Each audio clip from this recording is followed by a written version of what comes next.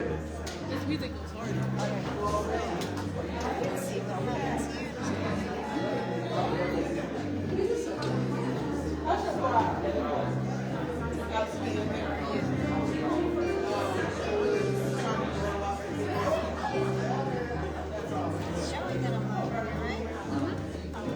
I think so. It's red. Maybe. There we go. Maybe. Alright.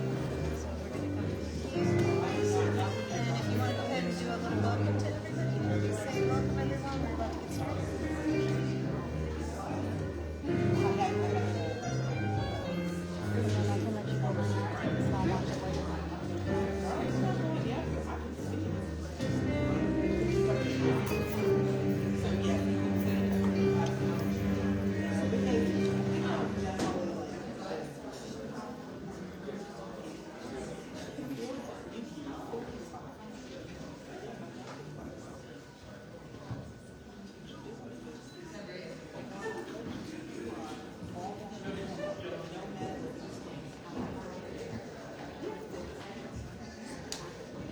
Hello. Thank you for being here. My name is Mira Johnson. I'm a senior at Reach Friendship High School, and I participate in multiple forms of art, such as spoken word, songwriting, and theater. I will be your co-MC along with Marley today. Good evening, thank you for being here. My name is Marley Walter. I'm a junior at Baltimore City College, and I practice visual art and spoken word.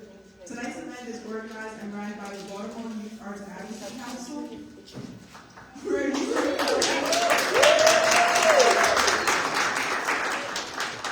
BIAC is a youth center council focused on getting equitable access and funding for arts education in Baltimore City Public Schools. Okay. Hello, my name is January Harrison. I'm a junior at Baltimore Design School. I do illustration and graphic design. Hello everyone, my name is Samaya Luma and I attend Western High School and I practice digital art and acrylic painting. Hello, my name is Lucille Dale, and I am a sophomore at the Baltimore Polytechnic Institute. Pause.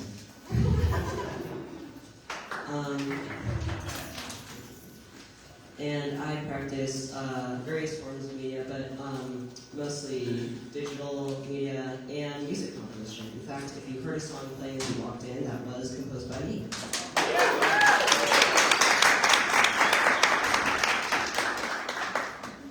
Hello everyone, my name is Varshay Highsmith. I attend Emerson Westside High School and I practice traditional art and visual art. Hello, my name is Yvonne.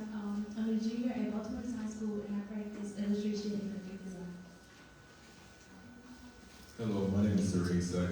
I'm a senior at Baltimore City College and I practice visual arts. Hello, my name is Nicholas Jeffers. I also go to Baltimore City College. I'm a visual artist. I'm do chalk pastel, graphite, and Easter eggs. Hello, my name is Naya Chase. I'm a junior at Baltimore Design School and I practice graphic design and animation.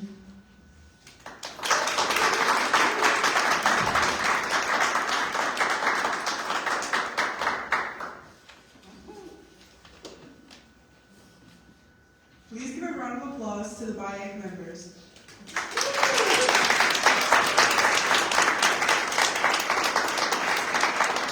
We hope that you take a moment to listen and learn from us, students in Baltimore City High Schools, and we hope that you will take action, get involved, and support our work. Tonight's show will consist of a student performance, a data presentation, and a Q&A with Dr. Santelises, CEO of Baltimore City Public Schools, as well as other members of the Fine Arts Office.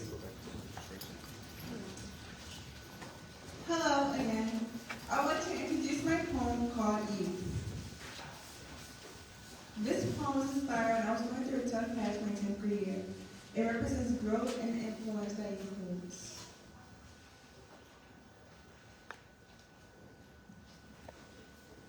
You ever have that nostalgia when you were a kid? That happy memory comes and fades away, and mid-thought you think, why aren't things the way they were? You realize you woke up one day and here you are. You're more older, mature, but still young. You wish you didn't have to feel so much, cry so much, and feel so strong. You feel so emotional and confused. You feel the road on your shoulders and the tears fall all at once. Then year one, step away from feeling okay. But then it reverses and you live the same day over and over again until it's time to die. You think that's all life offers, all of that is ironic. The youth is powerful, enough to break generational curses forced among us. None of us is perfect. We all have roles to play, things to attend to. None of us takes in life and live the way we're supposed to. Young and free, not young and sad, and forced to live a life that your family never had. Forced to be happy with only a limitation of options, not even all is out there, and you're settling for, well, nothing. To be youth is supposed to be a gift. You live while you're young, and when you're old, die rich. To live while you're young means to be happy within. The true meaning of happiness is often hidden behind lines of strictness. To be youth means to live, is to give God's sentence.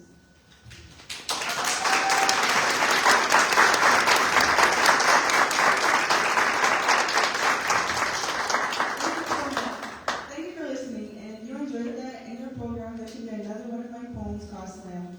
I would much appreciate your feedback as well. My QR code is on the board for my Instagram page, which has more of my poems.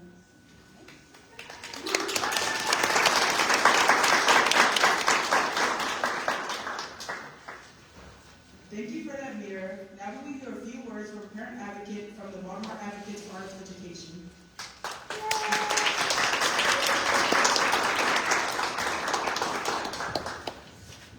Hi everyone, my name is Rachel Simpson. I am a parent of 2 children in a Baltimore City Public School. And I just want to let you know about a new movement that's been growing called Baltimore Advocates for Arts Education.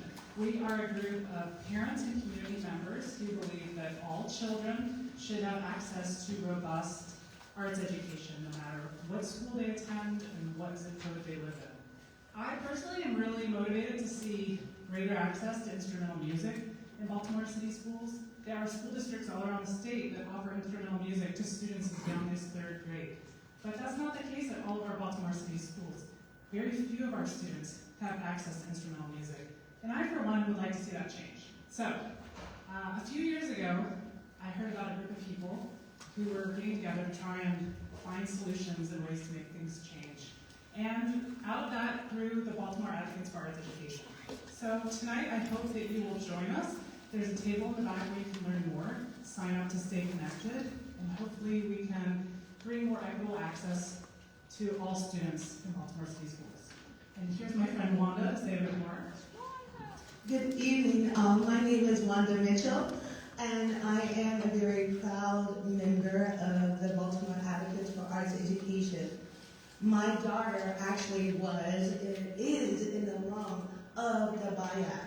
She was a student, and I saw what Arts Every Day was doing, and Sheena Morrison called me and told me that this group was getting together, and I said, of course, count me in. Now, as Rachel said, if you're interested and you want to know more, we have a table at the outside of these doors. Come by, say hi, get connected, and we'll get one of these swanky t-shirts. Thank you, everyone. Have an enjoyable evening. I hope all your questions are answered. Good night.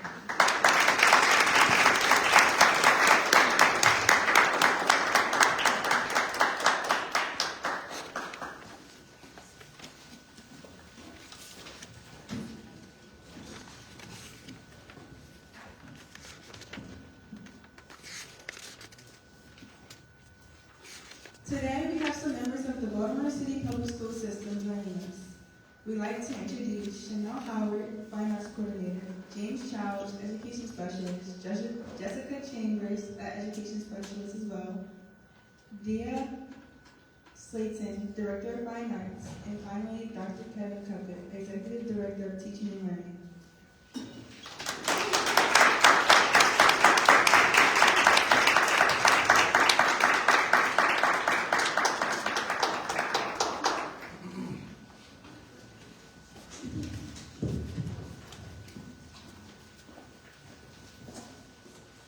Good evening.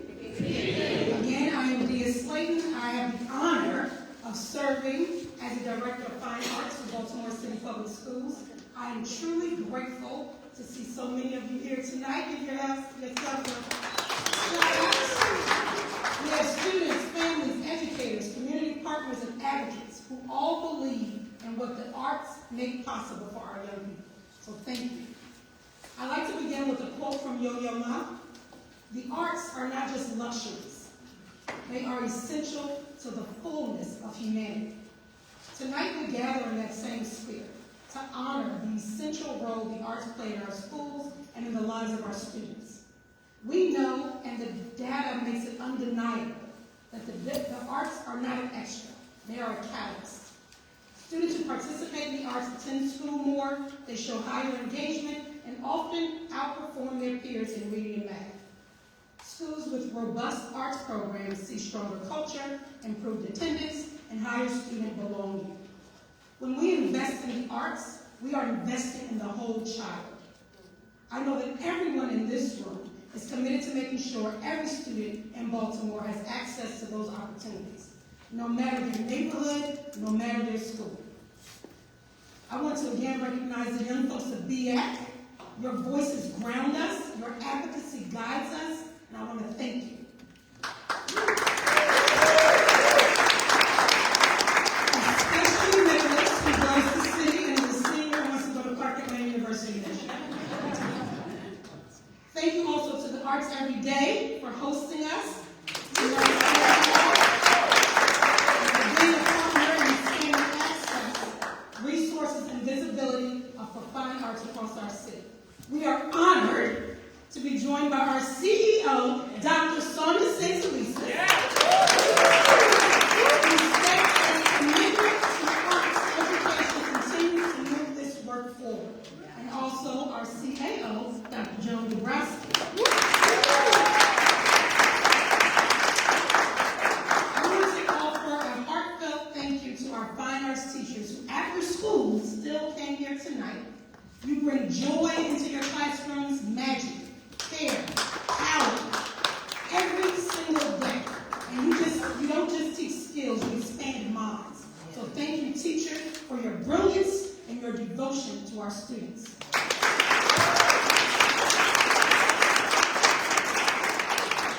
I also want to acknowledge my small, incredible team. Jessica Chambers and Chanel Howard are here tonight.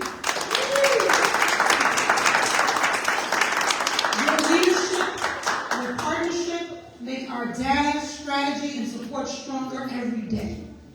Tonight, they will be walking us through the data and offering insight into our progress. So thank you both for your commitment and your relationship. Okay, almost done.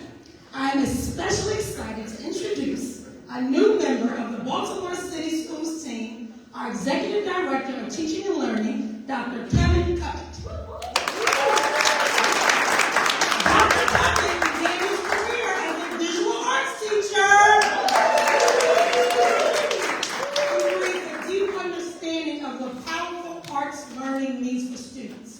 His heart for this work and his vision for academic excellence make him an extraordinary partner.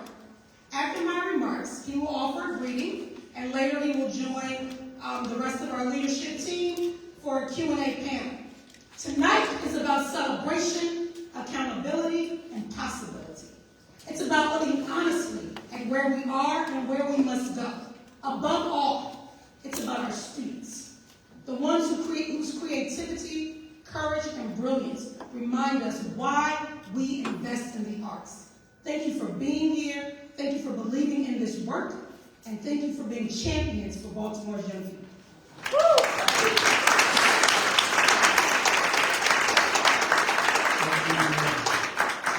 So, thank you, Dia. Congratulations for a rousing speech. I'm so psyched up.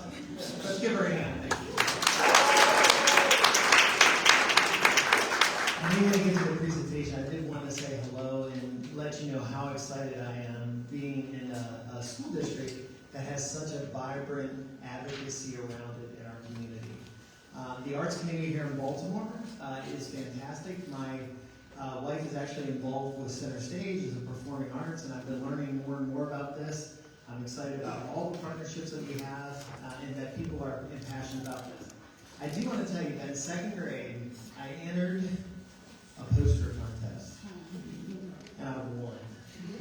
And that was the start of my identity as an arts person. Now, I I'd love to say that I was like always super passionate about it, but I grew up a pretty poor kid on the wrong side of the tracks, as they say in Appalachia.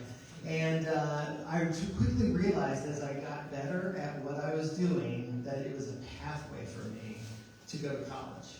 And I was a first generation college student. And so the arts was more than just something I felt I was good at. It was a vehicle for me. And so I still bring that same passion to the teaching that I did for a decade. And then as an administrator and now as a central leader. So I'm very excited to see this kind of a turnout for the arts and excited about our next step. So let's hear from the team about how things are going.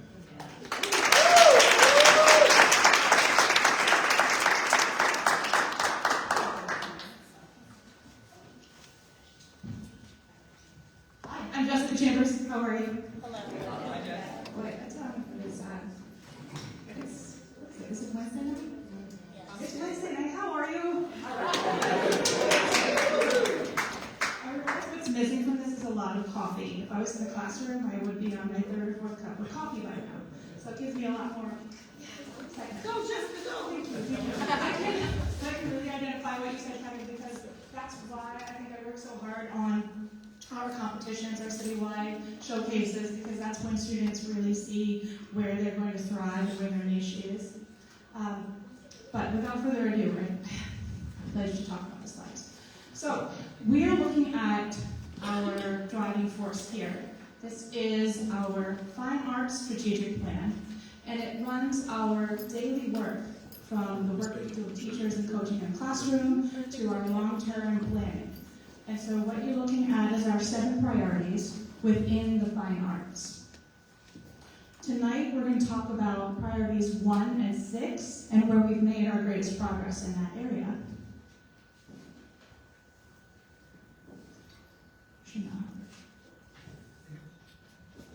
Priority 1 is to implement arts as core subjects. And so we're going to lean in today to the understanding that when you take a look at our Fine Arts Strategic Plan, you will also see COMAR in that. So the Fine Arts Strategic Plan was put in place to make sure that we are coming under compliance.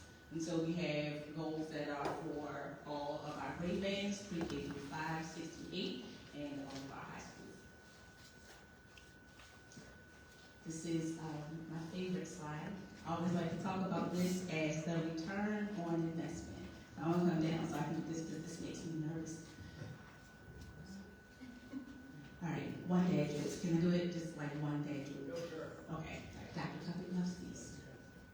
What is a part of the body and also a food? Leg. Say it again. A leg. So close, but not. Ribs. Thigh. Doing good. You ready? All right. This is above the knee. Below knee. You got it.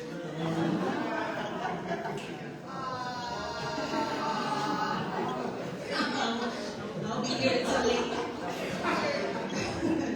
So I like to call that the return on investment. We started this work for the strategic plan in 2017-18. This was the lowest point that we had in fine arts in terms of our staffing. It's also important to note here that there was a huge disinvestment. We lost a lot of money in that time federally, which was also attributed to this loss in fine arts staffing, right? So I started working around 2018 and 19 in this role, and you'll see that I was the golden goose, baby. We have been able to increase our staffing in fine arts, and I would just like to say that this was not done haphazardly. It was done with a tremendous amount of intention and thoughtfulness that was 100% supported by our CEO, Dr. Santelises, and thank you so much, Dr.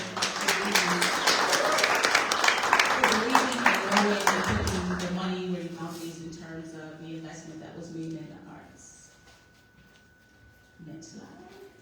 And this is a breakdown by discipline of our teachers in fine arts. And so you'll see again, this starts about 2019 and 2020 to where we are in this year, 2025 and 26. So we've been seeing a pretty steady increase.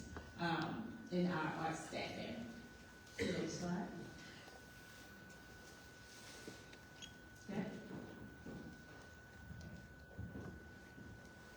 So in the next 3 slides, you're going to see a breakdown of how our priorities have worked to build the percentage of students who receive access in their grade band of service, and based on their content area, how many classes they are given access to. So what that means here is, according to our student information system, 96%, our kids who are in grades K through 5 in schools that serve grades K through 5 have access to visual arts. 96% of them have access to visual arts. Music 72%, dance 15%, theater 24%. Those who have both visual and music are at 69%. What's interesting in this slide is that we actually took a look, in the slide previous, in the growth from theater, from about 2020 to 2025, and you can see that we went up to 38, and we're kind of hovering around that 30 to 20 zone. And if you go back to the slide again. So what happened in that time, which is interesting, is that MSDE opened up the ability for theater teachers to become certified in pre-K through 5th grade. So that has given us a kind of focal point to grow and support and retain our teachers in the theater realm from K through 5. And we're really looking forward to expanding opportunities of professional learning for our theater teachers and partnering with local universities to do that. Next slide. What we're really excited about in the middle school area, something is rocking out really well here. We are offering 2+ disciplines at 85% of our schools.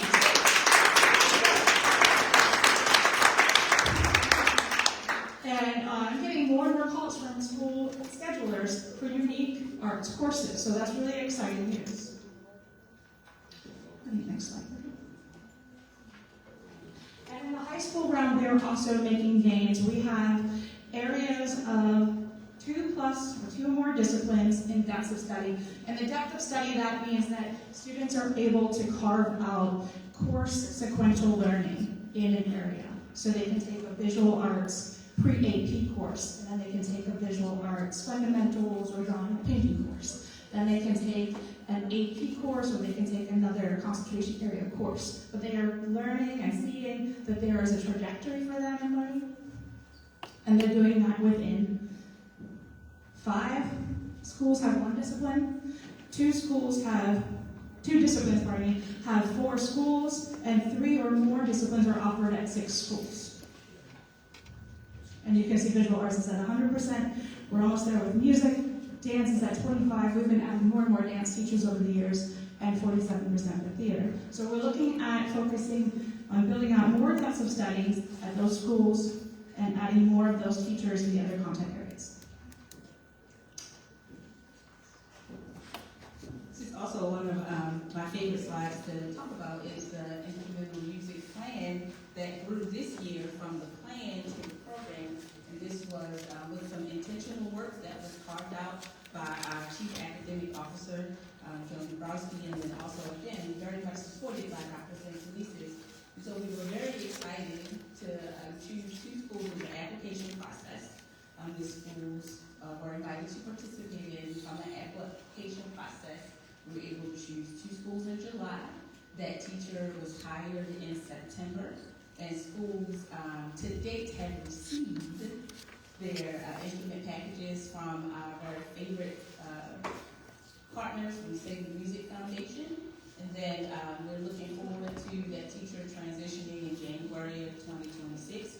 And then our partnership with Save the Music, you can always see Annie here. She visits at least twice a year. We're looking forward to hosting her in the spring.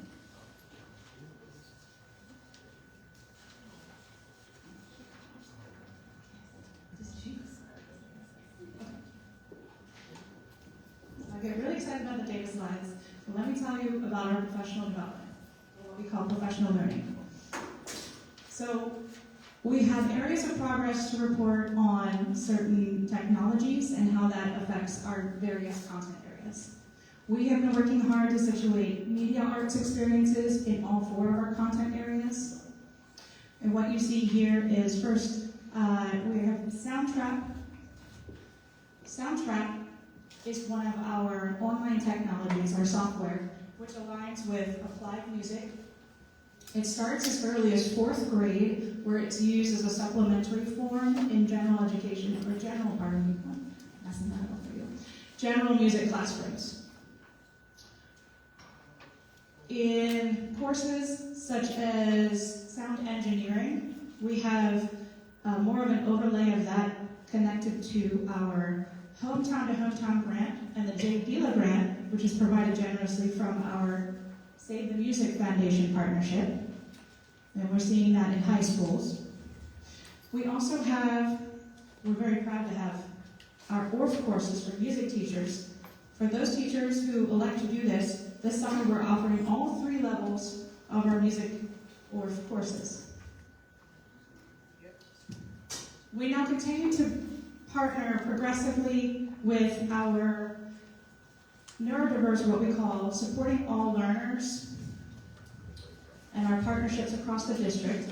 We're looking at partnering, we've partnered with Pathfinders for Autism, with American Visionary Art Museum, with Make Studio, and with professionals nationwide actually, to bring professional learning to teachers and discuss with them how we can elevate all learners, the neurodiverse learners in the classroom, any of those learners that are left on the margins, to bring them closer together in the arts. And that's something that we are in our 2nd iteration of doing in the Fine Arts. We also, since 2020, have been supporting, in a very special fellowship, our early career teachers through special mentorship between seasoned teachers and early career teachers in their 1st through 3rd year. We're looking at, on a weekly basis, these teachers have touch points with seasoned teachers, and that's a part of our retention, or our teacher retention plan. We're also looking to, or I keep saying looking to, pardon me, we have Adobe partnerships which merge our Adobe professionals from the Adobe software company themselves. We have a relationship on the East Coast, and they've been coming to our professional learning to build out sessions and support our pre-K through 12th grade teachers on learning how to use Adobe Express and how to use Adobe Suite. If they're high school teachers, they have access to this. And if they would like to have taken that learning, I say thank you. Thank you so much. Last but not least, and I'm really excited about this because I said I was a data person, and I've been underselling my data. I just looked at it against a day, and it said, so we actually outfitted 80 of our teachers in the fine arts with iPads and charging carts in the classroom, and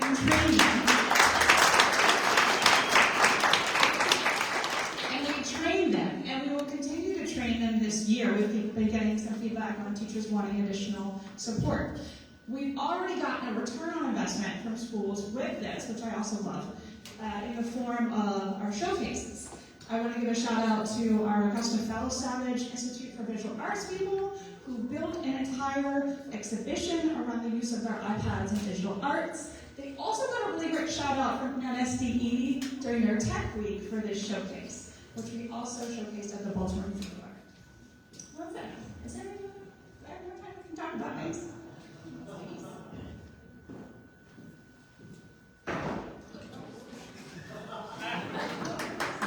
Jessica, as she goes first.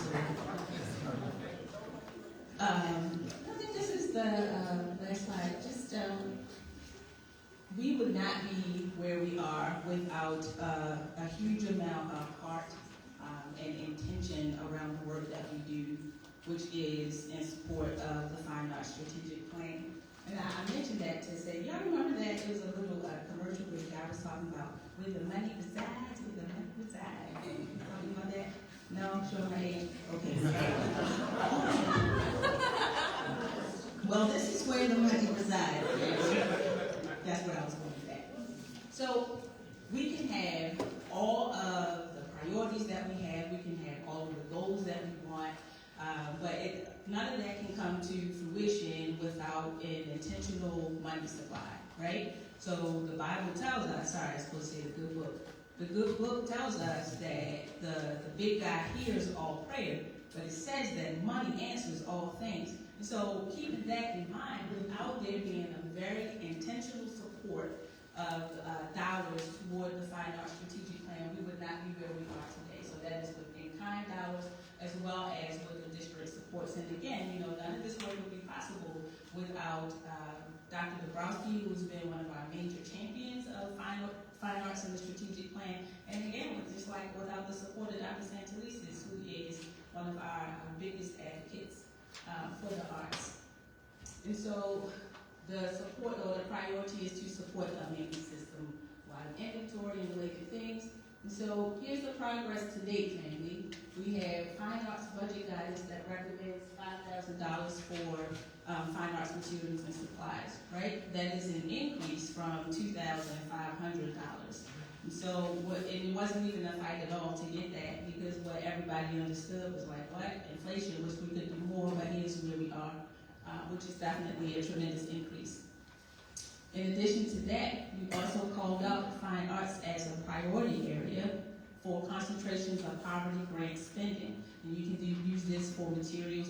A lot of schools use this for staffing, right? So even if you don't see it necessarily like, well, we asked for 17 new bass drums for our marching band. Maybe you didn't get the 17 new bass drums for your marching band. Maybe you got a theater teacher, right? To be able to expand the opportunities of arts that students have in the classrooms. So this is how concentrations of poverty dollars have been used, and it's a specific call out. And then also we can also use it for materials again, and then also supplemental staffing. Well, family, I feel like this is an amazing place to start. As we talked about the money, and I am going to punt it over to my good friend, Julia Lutzlow.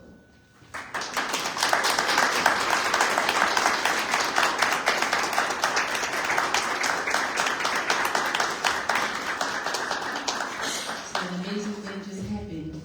Julia turned herself into two people.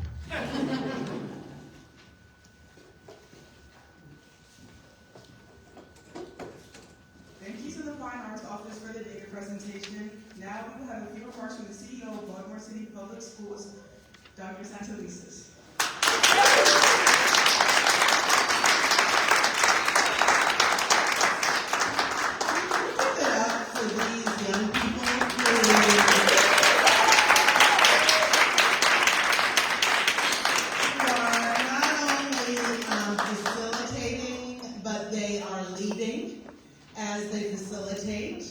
They meet with me, and they have amazing questions, they have requests, and some of their requests are so on point, they feel like demands.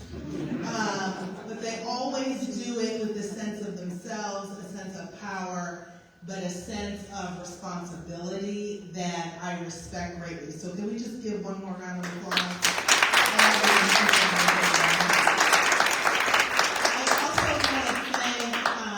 The city schools team.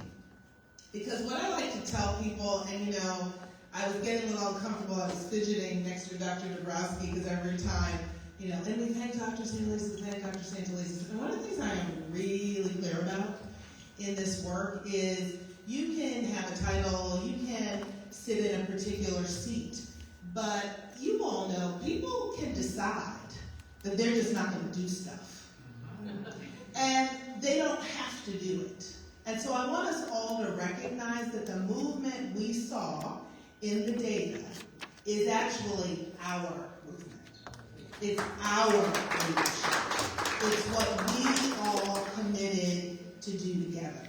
And then finally, I would be remiss if I did not point out that one of my partners throughout today has been our student commissioner, Commissioner Chicas Guzman, who has been with me all day. I am forever Mama Bear. And so I said, how do you know your work today? Did you miss the whole schedule? And she's like, I got it. And she walked me through her whole schedule, all the teachers she had talked to, all the work she had covered, and literally she has been with me all day. So I want to thank her for that. So a couple of quick things before we get to your questions and answers. And every year, and I want to thank Julia, because let me tell you, every year we get great questions that really push us to the next level of the work around the strategic plan. And what I want to be able to say is, when you looked at the data, right, particularly the one on professional staff, you actually saw where we used to be. So even if you take into account, right, all that we know still needs to happen. I just need to remind us all, when I started, we had like 4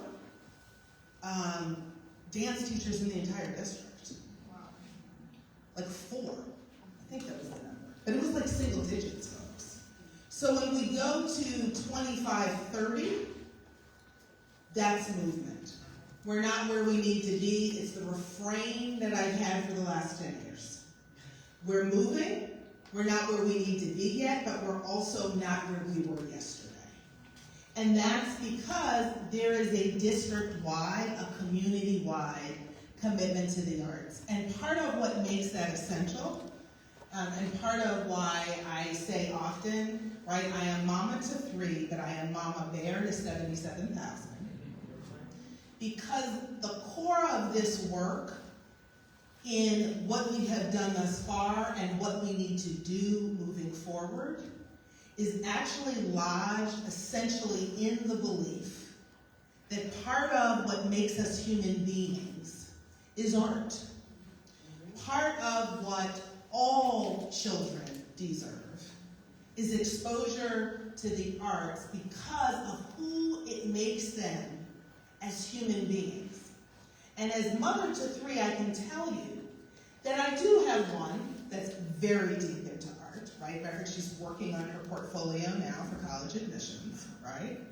But I have 2 more who, no, we're not gonna go play at a symphony someday. We're not gonna be on Broadway, but arts made them better people. They are more empathetic. They are more in tune with their emotions.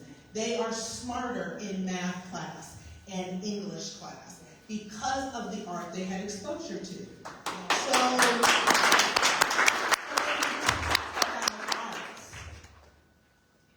I want us to be clear that it was a community-wide commitment and acknowledgement, and sitting in rooms like this where I heard from advocates, but I also heard from grandparents and parents and neighbors and young people themselves, that there is something inside of me and I don't know where to put it, I don't know how to express it, but I can do it in song. Or I can do it with a paintbrush in my hand. Or I can write poetry alone in my room, and somehow the pressures of life feel a little bit lighter when I'm able to do that. That's why we do art. We do art because it's a community mobilization. So I want to say to you, as I get ready to roll on out of here in about 7 months, I want to say to you, please do not lose that. Lose that, don't lose the spark. Maintain the vigilance, because as important as that is, I also want to be real with you, and I can do that because I'm going to be gone. But a lot of what you saw in those increases, right? And I love the fact that I go to Samuel Coleridge Taylor now every year, and I get to see little people in a nutcracker with real costumes. There's nothing wrong with t-shirts and some shorts, but they have real costumes. Yeah. They have a real musical, correct or not, sir? Right? A real Lion King at Booker T. Middle School. Yeah. Right? They look like I want my children to look. They don't have broke as my auntie would say, down instruments. They have real instruments with a real teacher and is driven by a commitment of resources. And I need you to know that we were scraping together money for this, and Julie knows, because we pushed it, we don't have any more, Julie, we have no more money. But we scraped it together, and part of the explosion that you're seeing, what bought those amazing little tutus for kids at Samuel and College Taylor that look like they could be dancing, you know, in DC at the Kennedy Center, right, is actual money.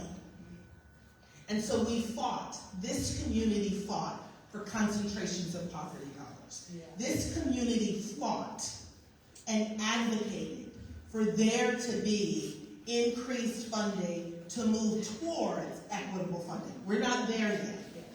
But I want you to know, and I can say this, and I can be real, I know we're live streamed, and I don't really care because I say it in private rooms and I say it in public. I need you all to know there are people that are waiting for me to walk out of that door to come after that money. And I'm being real. There are people who are saying in hushed corners, as we look at funding for public entities, what is Baltimore City really doing with that money we're giving? And what I need you all to do and to promise me is one, that you will watch. Do not become complacent. Go to the meetings, follow the legislation, show up, I don't care, at board meetings and ask the questions in public comment. But I am telling you, what we don't pay attention to either slides away or gets taken. And that concentrations of poverty money, that blueprint money, was just a down payment on what our young people deserve and did not have. And I am telling you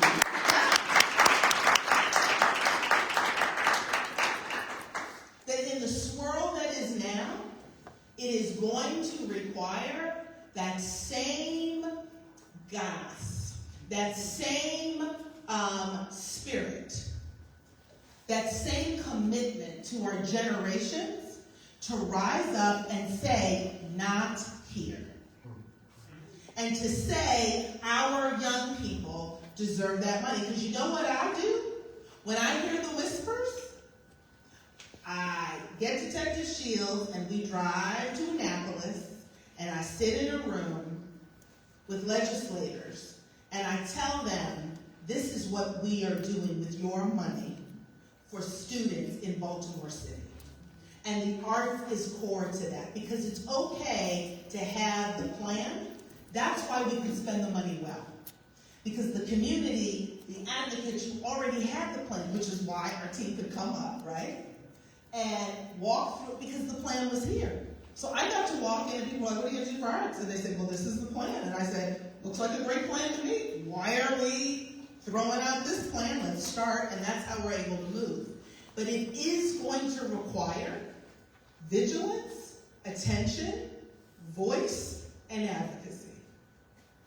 Because when money gets tight, hear me, when money gets tight, people start shaking the cushions.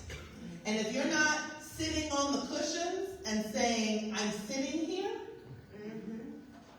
they will wait until you get up, lift up the cushion, and take all the change in the bills that are underneath. And yes, I said it. So make sure that you continue to ask those questions. And then the third thing I will say is one of the elements of beauty of the work that we have done together is that we have said it's not enough for arts to be in only one zip code. I remember moving to Baltimore City when my twins that are now 16, we've got an older one who's on the college, but when my twins who are now 16 were still in the double stroller. And I remember people said to me when I went, oh, this is really great, when's the school musical? And they were like, oh, there's only really 2 or 3 schools that have a real school musical. And I went, excuse me? And when we thought about right? That depth of art learning, and we looked for where those were. Yeah, I could go to some high schools and see it. But I went to others. I will never forget, I was at Patterson High School when a young man, my first 3 months as CEO in Baltimore City Schools, said to me, yeah, I like art, but there's only 2 arts classes in my entire high school. After I take the second one, I'm done. And I thought, this cannot be the case. So my third piece to you is, even though equity can be hard, don't turn away from the hard thing. Don't turn away from saying it has to be in every zip code.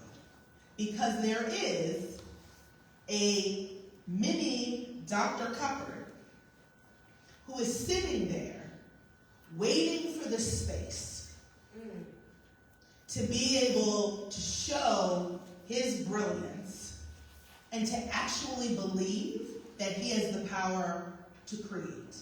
Because the power to create is the power of agency. We like using agency and, oh yeah, we're going to empower folks, and we're going to do all this. Let me tell you, that starts when you realize that your body can make motions that are unique to you.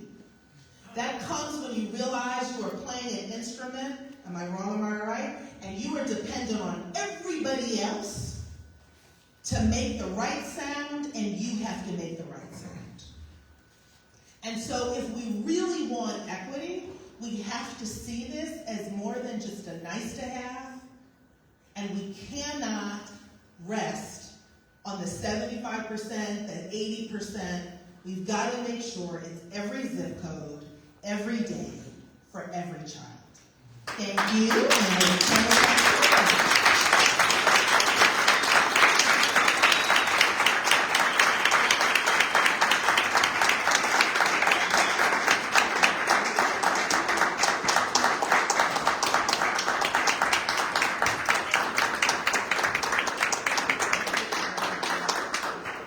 Thank you to Dr. Santelises for her remarks.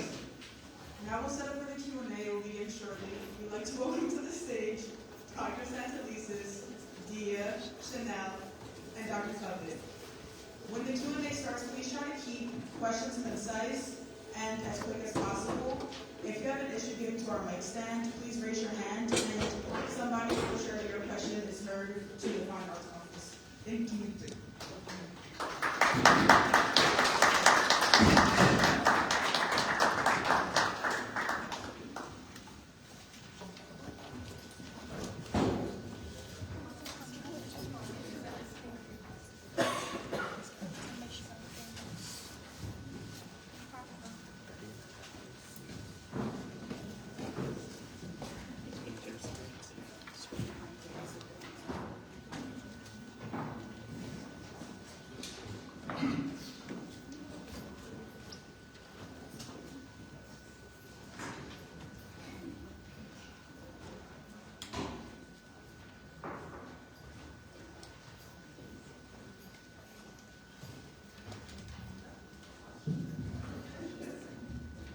Hi. This is a question for Dr. Santelises. What do you want your legacy in the arts to be, and what priorities do you want your successor to continue?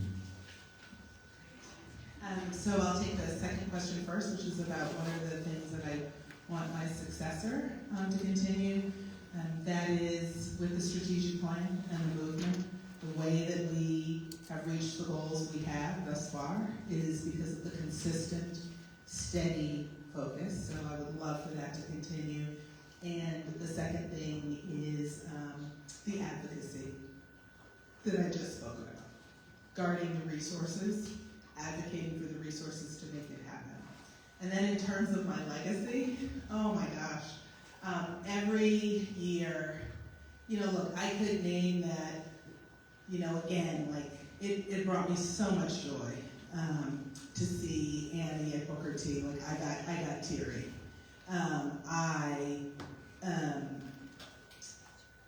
I could just name so many different, like to see the visual artwork on the slideshow that you all put together, and to see the diversity of schools from which those came.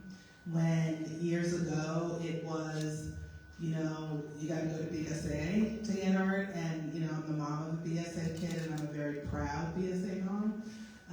But there's something that's off if you can only go to one school to get a depth of art experience, and that is no longer true. And you can even look at the college admissions and see that we have kids from a diversity of schools that are going to study dance and going to study visual arts from high schools. And the legacy is that, and my legacy is that there are, every year I get teary-eyed during the upcoming holiday season when we have young people perform from across this city.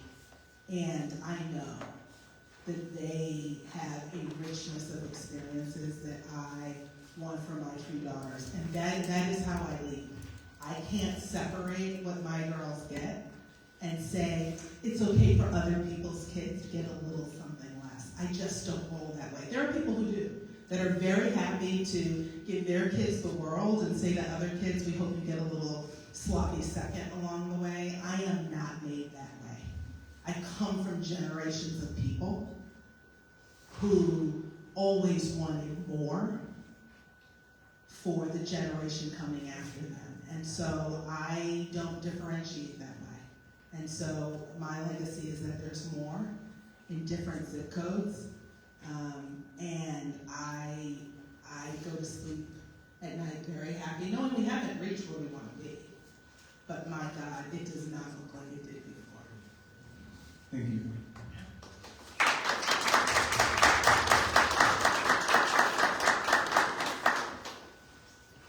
This is for General City School leaders.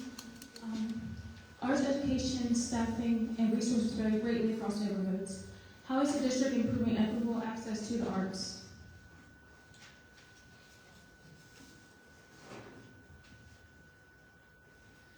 Hello, my name is Chanel Howard. I'm the Lorex. I'm so nervous. One more time. Your question is? The Fine Arts Strategic Plan is how we are ensuring that our approach to equitable access is being met. This opportunity to be able to talk about where we have come from, where we are, and where we are going is a way that we can also, to the best of our abilities, guarantee that we are providing equitable access. I think that the accountability that we are held to by you all, our students and our advocates, classroom teachers of the arts, like these are the things that help us to ensure an equitable approach. Is that good? Okay. Yes, ma'am. Someone behind you.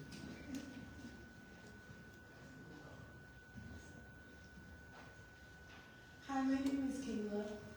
And I'm Grace, and we're both sophomores in the acting department. What school? Baltimore School for the Arts. Okay, so basically, we did a lot of preparations when it comes to college with academics, but we're not getting the same type of college prep and type of application process when it comes to arts. Like the only school that we really hear about when it comes to arts is Juilliard, and I feel like if we want to become actors in the future, I feel like we should be getting experiences and being taught like different colleges and different locations other than Juilliard or NYU. I have one follow-up, is that okay? Okay, as a follow-up, in terms of resume, like building our resume, again, we get a lot of opportunities for, I guess, extracurriculars to earn extra service hours, but they don't have a lot to do with the arts, and especially a lot of great colleges and universities that have amazing fine arts programs, they tend to take adults now because they have bigger resumes and they also have more experience. So if there was a way where we could start young and start to build our resumes in the arts, and so that maybe there's a higher probability of us making it into those schools, I feel like that would be great. The only thing I would say, I'm going to pass it to the expert, but I will just say that having attended BSA's college fair, there were a lot of schools there for the arts that were not Juilliard, and that had amazing acting departments, that had collaborations with theater companies, and they were frankly regular liberal arts schools, a lot of them. So one of my just quick recommendations, and I know our arts people have more to say, is I think college fairs are a great place to start, because I actually learned a lot about the colleges that have amazing programs in dance and theater and visual art that, you know, it's not just RISD or, the ones folks know. So my recommendation would be I learned a lot going to college fairs. But I will. There are also a lot of amazing theaters here in our city. I volunteered at Hippodrome myself, so I want you to come talk to me afterwards, and I can connect you with some other opportunities. Okay?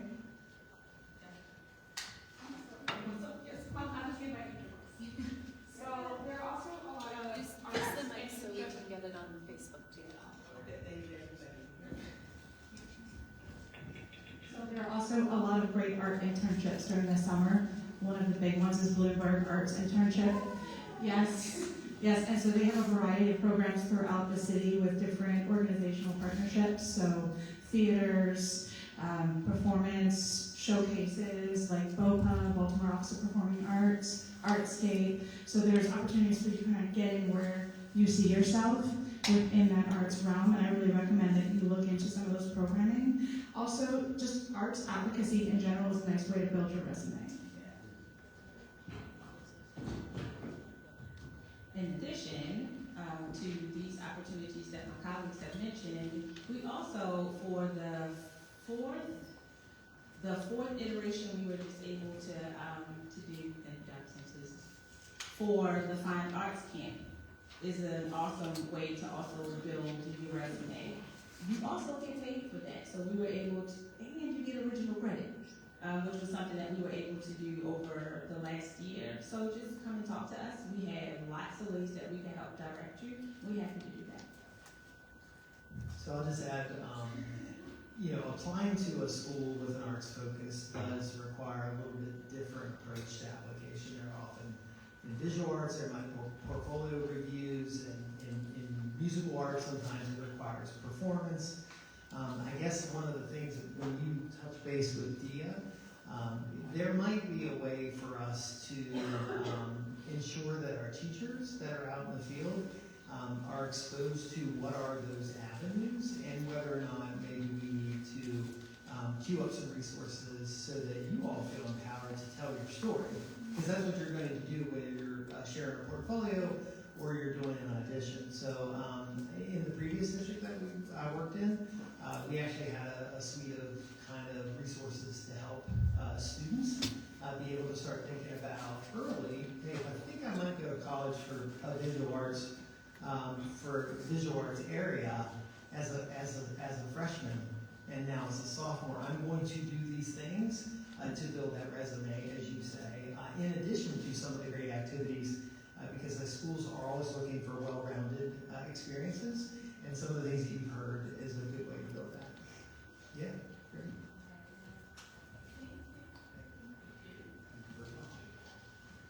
Thank you all for being here. 2 questions as briefly as I can.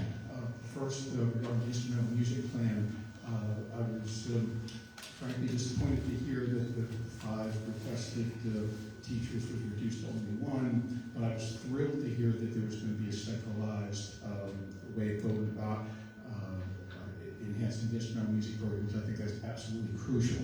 The first question is, can you talk more about what we can look for the expansion of the instrumental music program in future years? Because the charts don't really tell that about 15% of the 6th to 12th graders, the schools that have 6th to 12th graders have instrumental music during the curricular school day. Okay, the second question is, I recently found in talking to a student in a high school that only has band for 1 semester. And I said to a student, would you take band next semester if you could? and students said, I can't fit it in my schedule. And I thought, but you're semesterized, which frankly, I'm not a big fan of semesterized schedules, but they're there. But a lot of schools only have 7 periods. If you have 8 periods during the year, why can't you take it? And he said, well, I have to take this class for the whole year and this class for the whole year. And apparently, there's a practice called double dosing, where students are taking some of their classes, English is algebra, some AP classes, for an hour and a half for the entire school year instead of 45 to 50 minutes for the year, or every other day for an hour and a half. So I was wondering if there's some way that either some alternatives for students that want to they take non-double dose subjects so they can fit more arts into their schedule could be done, or some ways that pathways can exist for students that want to take 4 years of an art. Because if the depth of study is offered, but students can't fit into their schedule, it doesn't do a lot. So thank you for your consideration. I'll start with the last question first, which is the scheduling. Dia and I were just looking at some data because we like to do that for those fun people on scheduling and looking at some of the models that we have. And so what I will tell you is just while we do not have, honestly, I don't know yet, but we're taking a look at it, what the recommendations are, because a lot that there are competing priorities, if I can say that, in terms of like what students have to have for graduation. And so we have to be able to fit all of the things in the amount of time that students have during the day and the amount of time that students have within the school year, right? So all of those things have to be accounted for. But then we start looking at, so what do we do to get all of the things in? Do we extend the school day? Well, for how long do we extend the school day? Do we extend the school year? Well, for how long do we extend the school year? So having said all of the things, we are aware of the challenges, and Dia and I, like I said, we just taking a look at the scheduling models that we have and looking to ask some very strategic questions about how we might be able to do that. So like just today when we were looking, we noticed that, oh wait, in the freshman schedule, they don't have any room at all to take fine arts. And we're looking at things that they have to have. Like we are aligned and working towards being in full compliance with COMAR for the fine arts, and everybody else has that same level of compliance that they have to have for the state, right? So we're taking a look at that, it's like, oh, they have 0 room in the first year, and they have 0 room in the 4th year, but they can take it consecutively in the 2nd and the 3rd year. How else can we do this? So it's a little bit of a Jenga, trying to fit all of the things in, but what I can tell you, and I hope I'm not speaking for the trees here seriously, but we are committed to that work and seeing what we can do on behalf of students. So we don't have an easy answer for that question as of yet, but if you bring that question back to us next year, we'll have something. Thank you. From what I've seen, the practice of double dosing, there's not a lot of data to back it up very much, so I really encourage it to be looked at by the school system. And as far as instrumental music, we have been working closely with ORCIDS. Dr. Dabrowski has met with Nick and I, Dr. Cuppet. So we are working to expand instrumental music opportunities for our students younger. So again, those pathways are there. We are working to make it. I would really like to see it in all, like in all the other districts, that any student, almost any student, can have the opportunity to take it in any of the schools during the school day as part of the curriculum. That is definitely the goal, for them to be able to have arts that they want. I don't know about next year, what could be expected for next year yet, to tell? Yeah, I think it's probably, we need to go through the budget process this year.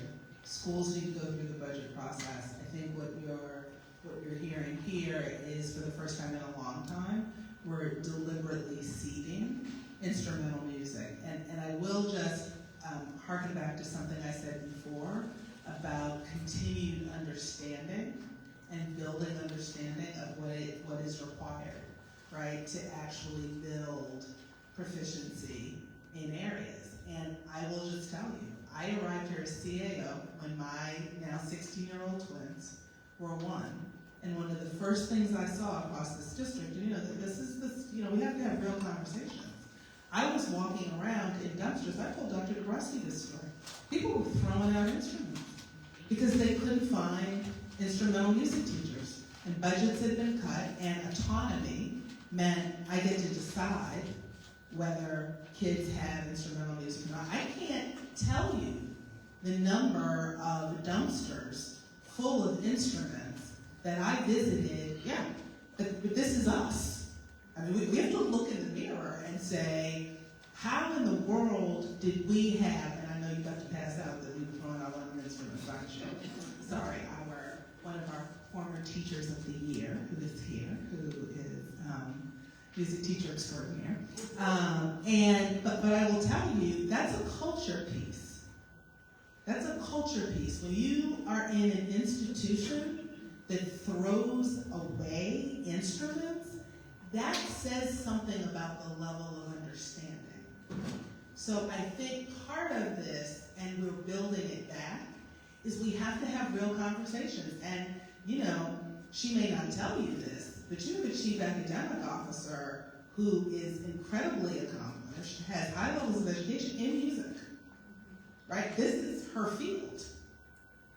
But I think it goes back to this piece of, are we aware of what it takes? And are we going to safeguard the culture and the accountability, which is us, and I think that's part of what you're hearing is, you've got 3 leaders here, they're not the only ones, you've got 3 leaders here who are saying, hold us accountable to the plan, and when the community feeds the plan, that's why we're actually doing anything in instrumental music, because we said we can't wait. And frankly, some of the music programs, if you talk to the head of music at BSA, she will tell you, she can tell that instrumental music has fallen off in the district because their pipeline from within the city of Baltimore is not as robust as it needs to be. So again, you start with where you can start and you build it, but I gotta tell you, I have flashbacks to that and thinking, I got schools now calling for, does anybody have, some flutes or some trumpets, and I'm thinking, waking up in a cold sweat, like remembering dumpsters full of horns. And so we gotta, it takes a couple things to be true. And yes, it's what people up here do, but it is also here. I mean, I have found the work of amazing, very famous African-American artists in our schools that were gifted, and they're in a corner, crumpled up somewhere. And I hadn't told them about it. I'm like, I'm sorry, do you know who Charles Ward is? And people are like, I don't know. It was an old something. And it was, yes, madam, yes. Crumpled up in the corner. There's a Paul Goodnight signed. And it's in a closet somewhere. This is us. So yes, it's everybody else. Yes, it's whatever. But there needs to be a culture whereby this arts education means that we all own it. And that's what's going to make instrumental music. I mean, I come before city council. How come we don't have a citywide marching band? I got that 9 years ago. You weren't here then. And I said, I'm sure we don't have a citywide marching band. You're not going to get a citywide marching band until you have instruments in elementary school. You think you just throw some instruments out there and you get a citywide? We have to get back to generational planting to see generational growth.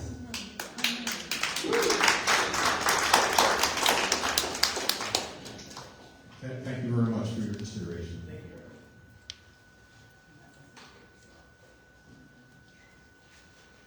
Hi, I'm a visual arts teacher at a pre-K-8 school. My school serves 1,000 students, but we have no band programming, no theater, no dance, and we have art and music, but many students don't get both during the week or during the school year.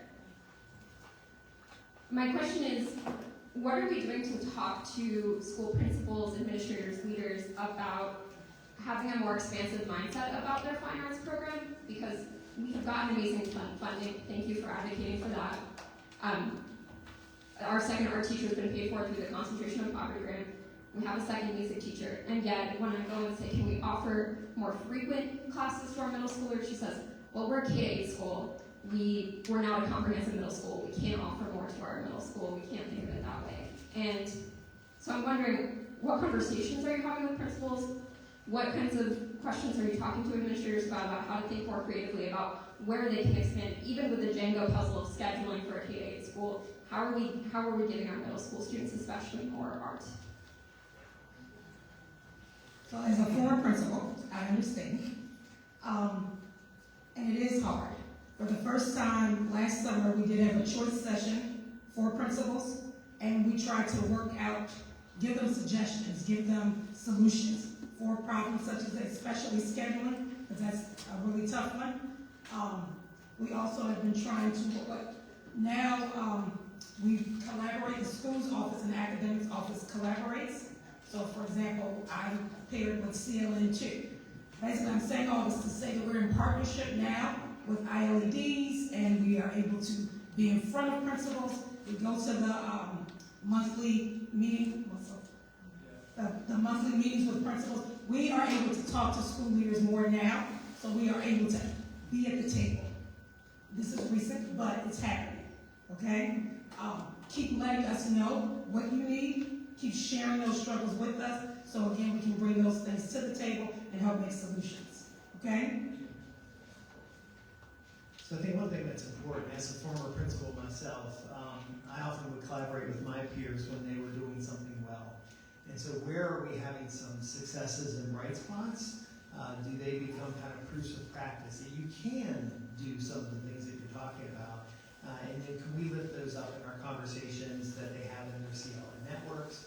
I will tell you that the academics schools collaboration here, someone who came from a previous district, it's very robust. People are committed to it. It's a large system, and the conversations sometimes take a little while to get through. But this idea of where are these bright spots that we see, because principal, it's a big decision to make a scheduling choice or a staffing choice, because it does have big impacts on the school. But maybe those folks will feel more confident if they can see successes in those places. So that's one way that we can kind of transplant those ideas across the district. Thank you. We'll be intentional about making sure that they see good partnership or where it's happening well.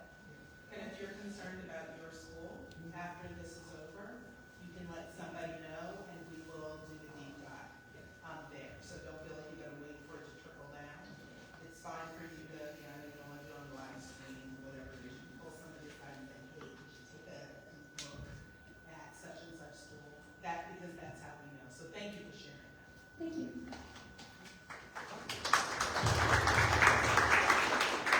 Hi, my name is Brooke Donald. I'm the education manager at Chesapeake Shakespeare Company. First, thank you guys so much for letting us be a part of the conversation today, and not just saying that you would have outside thoughts, but really acting upon it. I very much appreciate that in this day and age. So the first thing that I would like to ask about is, earlier it was chatted that in K-5 there are specific visual arts and music classes, but theater and dance are usually put into other subjects. And I was wondering what tools we're giving these teachers to be able to authentically and successfully teach these fine arts subjects. I know as a Shakespeare person, there's a complete difference between somebody who likes Shakespeare and someone who does not want to teach that subject in school, and how that affects the students. So I just wanted to ask this as my first question. Thank you. So a couple ways that we do that. First is through arts integration. We do have some schools that have committed to that approach to teaching our young people. We also have been building a repository of resources for teachers that endeavor to take the arts integration approach. So there is, in addition to specific professional development and training, somebody asked us one time, well, you know, arts integration now, just give them a coloring sheet. And I was like, so that's not exactly what that is. It's not even an art enhanced lesson by a long shot. So we do have a strategic approach to how we are developing teachers to be able to do that.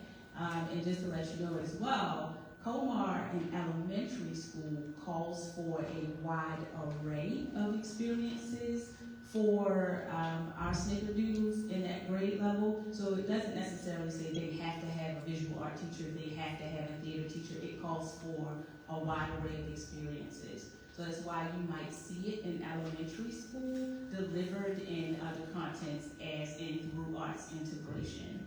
So where we want to make sure that we are in line is that how we educate our young people when it comes to arts does not stay in the wide array of choices, right? So the thing that the Fine Arts Strategic Plan allows us to do is to spell out specifically what education in the arts need to look like for children. So that's that wide array of experiences in elementary school. It's that ability to specialize in middle school. And then it's that ability for them to be able to have depth of study in high school. So when you take a look at the Fine Arts Strategic Plan, it's important to take a look at the entire thing so you can kind of see where we're going. Because sometimes the madness just looks like madness without a plan.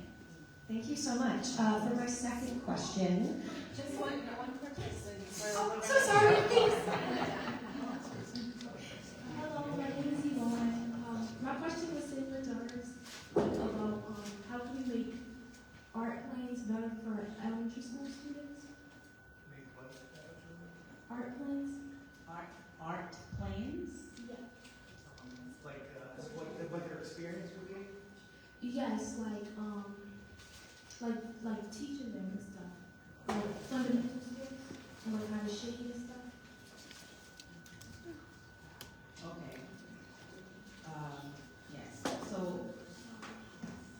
one of the things I think that we could do is providing students, like I was just talking about how Comar calls for that wide array of experiences, is to just offer them lots of opportunity, whether it's in visual art, music, or dance. Is providing students with lots of opportunity to do different things.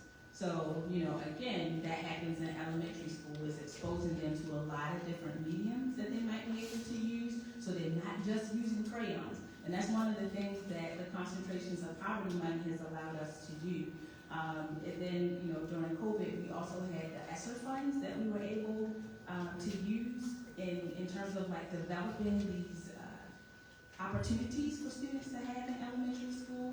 So my opinion is that students are not just using crayons and they're not just creating flat art. They also have the opportunity now to delve into more experiential things, which is what we want them to do in elementary school. Does that answer your question?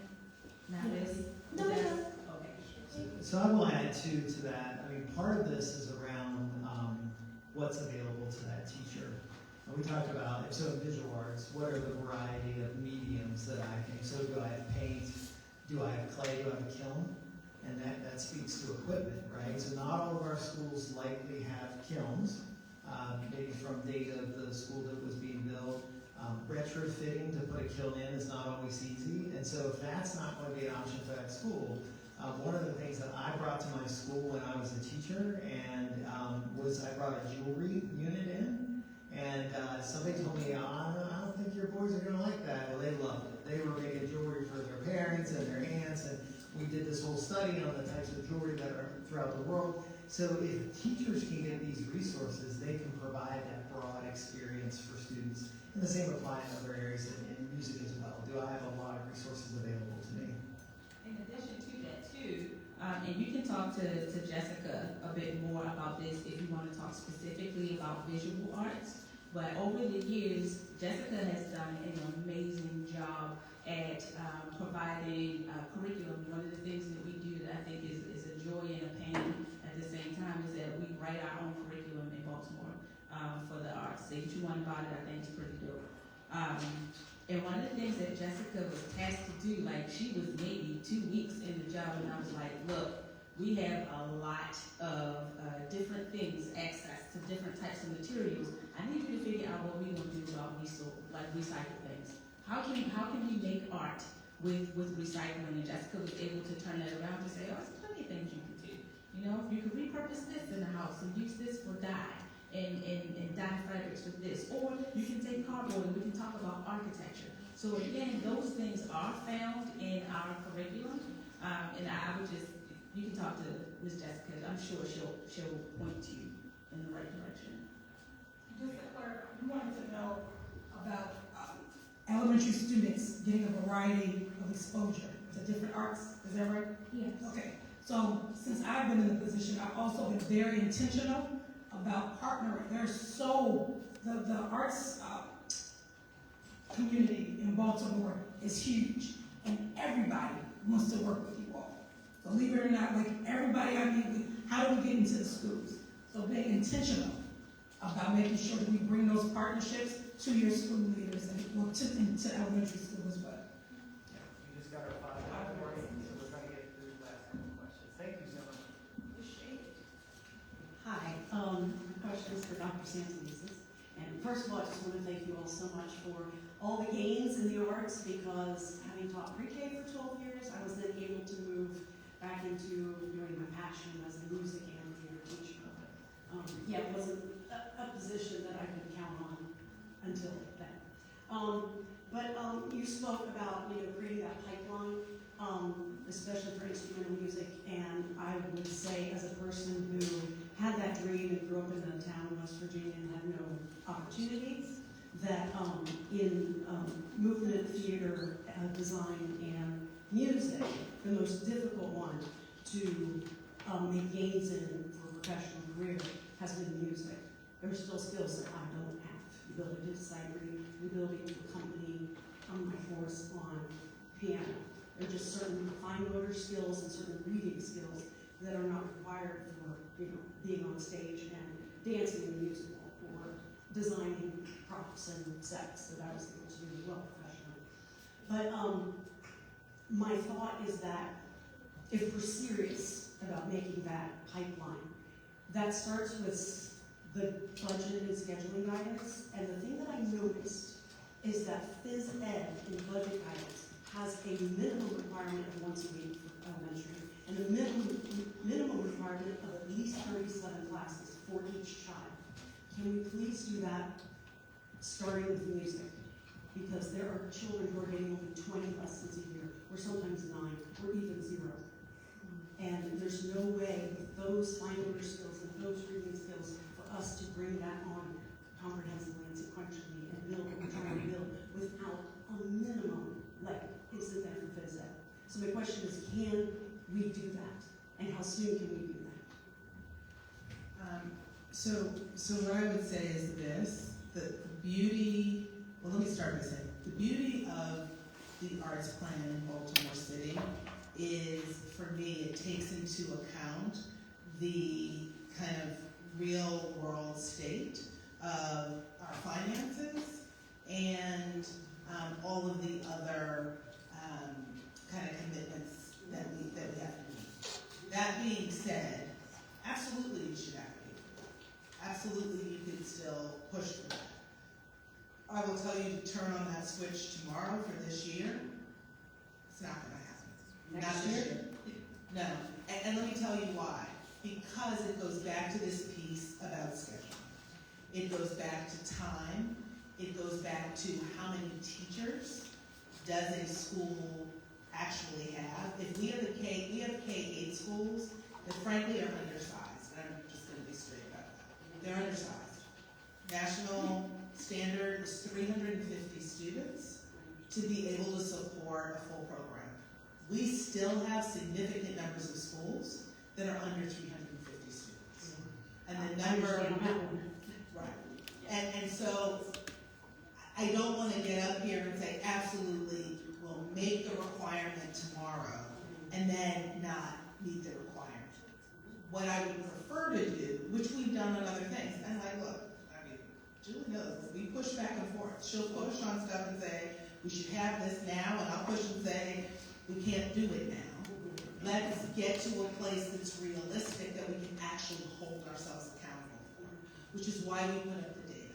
Because on the areas where we really can hold ourselves accountable, we do that. We have lots of scheduling work to do, period. And I can't remember which of our two geniuses in the middle here said, look, scheduling is challenging and there are many demands. I will tell you, as much as I love the arts, I actually cry at the state of world languages in Baltimore City Public Schools. I cry.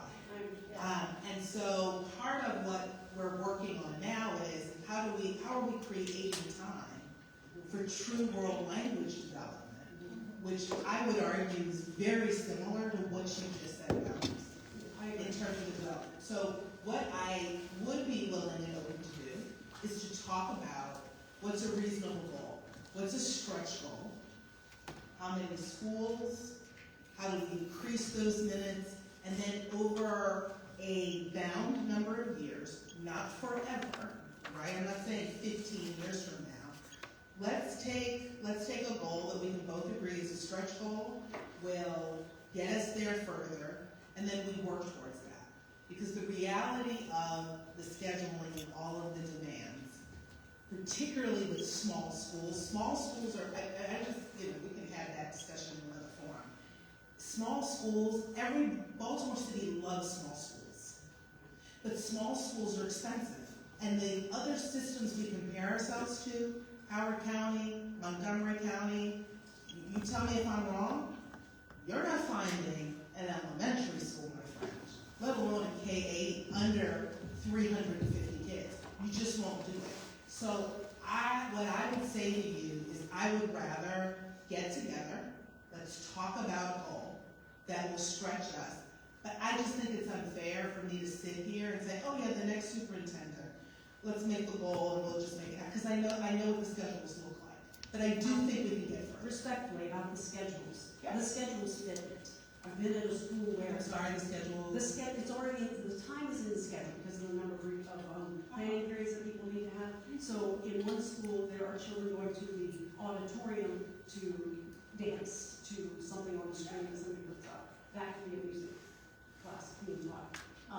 And a school of 1,000 where there are two outside vendors providing something when there are more classes that more certified teachers should be teaching.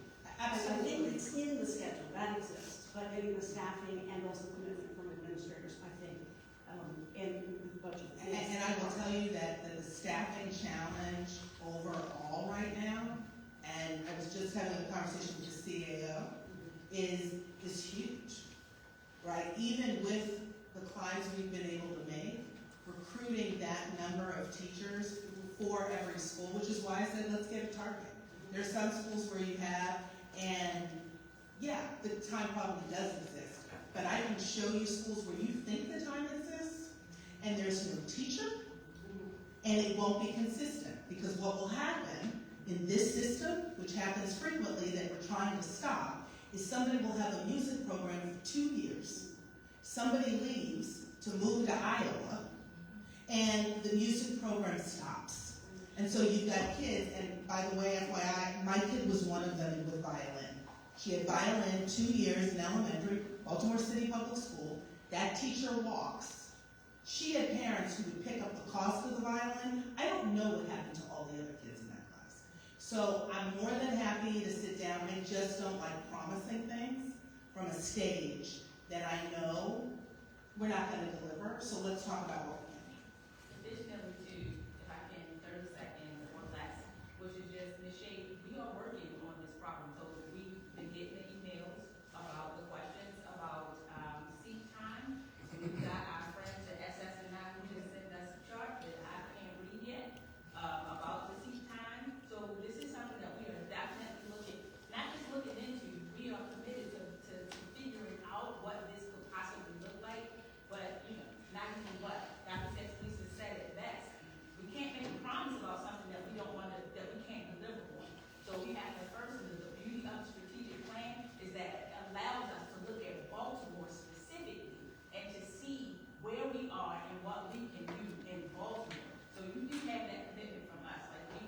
And you know what we'll do? We will promise to have a meeting. When they analyze that data, we'll have a meeting, and then we will negotiate a common goal for it.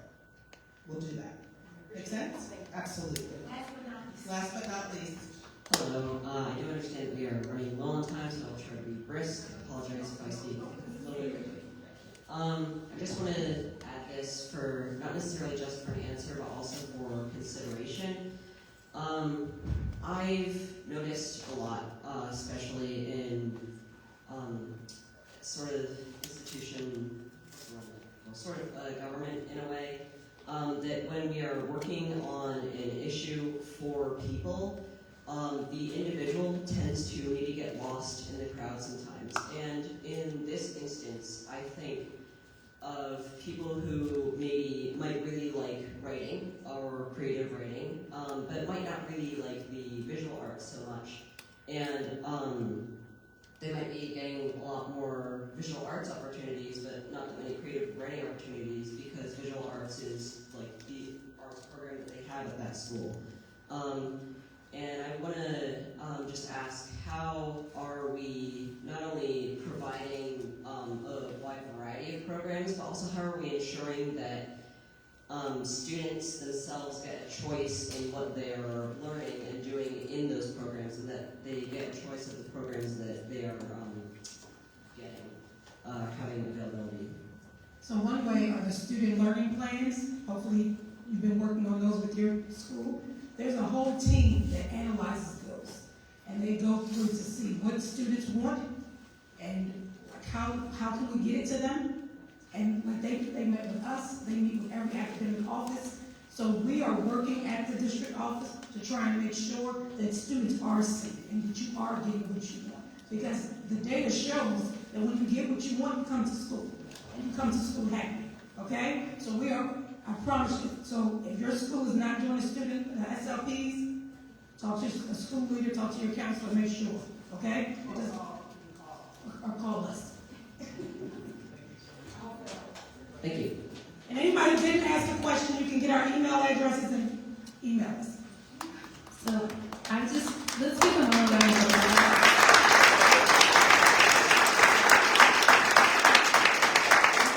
I'm going to turn it back over to the Youth Arts Council in just a moment, but I just want to thank Dr. Sanalisis for all of her years of partnership